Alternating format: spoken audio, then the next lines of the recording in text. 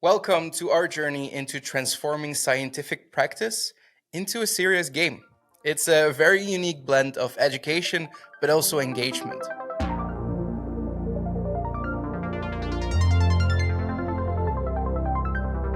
In this first segment of our series, we will delve into the rationale behind converting traditional academic exercises into an interactive game format. We will explore some benefits to this approach and what it brings for the students who are learning, and maybe enhance their understanding and retention through the power of just playing a game. You can join our team members as they share their insights into this really innovative method of teaching where education meets entertainment. And I think it's really interesting on what we learn from this small adventure that it has become. The start of designing a game for learning purposes, we started brainstorming like what would be a suitable topic to do that, and then some of the partners came up with the Tamagotchi idea.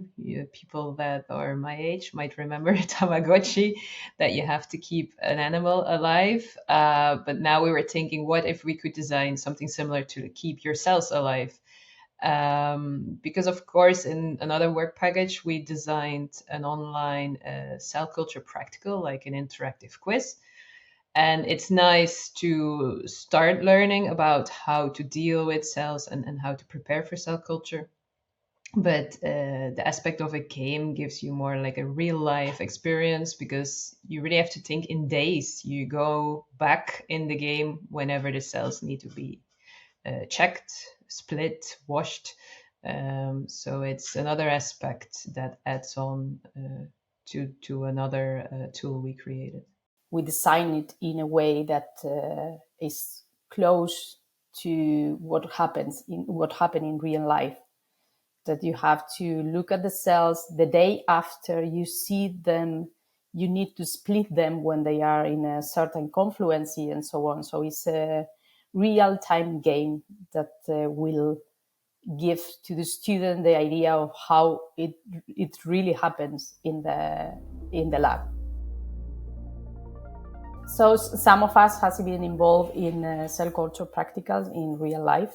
So we have certain skills, competencies, and concepts that we want the students to get through these courses. The basic learning goals stay the same as if you would do it in a demonstration, for instance, in the lab. The advantage of the game is that the students can learn at their own pace. It's like an extra level on top of the learning goals, because now they autonomously learn how to do a practical in real life. So apart from the theoretical learning goals, let's say, they also acquire some other skills and learn to critically think about what they're doing in the game and why they do something wrong or right. Furthermore, for the game, one big advantage is that the student can do mistakes and it doesn't cost anything. Like you don't have to pay for medium, new cultures, new cells, and things like that. So you can do mistake and redo the game as much as you want to learn how to culture cells. So one advantage of providing it to the students as a game is to really get them engaged to learning about it. Of course, there's different ways in how you can teach students cell culture. You can do it in a boring lecture. This is how students usually see it. Although we try to make it with nice pictures, they feel it as boring. You can, of course, also do a demo that you demonstrate them in the lab, but then they don't feel that they're interacting, so not the engagement. So that's the advantage of this game, that they really have to do it themselves. They really have to think about, what do I need to do first? What is my next step? What do I need before I really go into the flow cabinet? So yeah, and these days youngsters, they really like gaming and being active on a screen, or also winning some points, because we put in the gamification element of losing a life, for instance, when you do something wrong. So that will trigger them a bit more to think about the right steps to go forward. It's like you do the full things you are not doing with a virtual practical. With the virtual practical, you do the full things, but you have stops where you have to answer questions. And where with the game, you have no question. It's like a real life. You have to start the culture, and at the end, you have an objective to fill.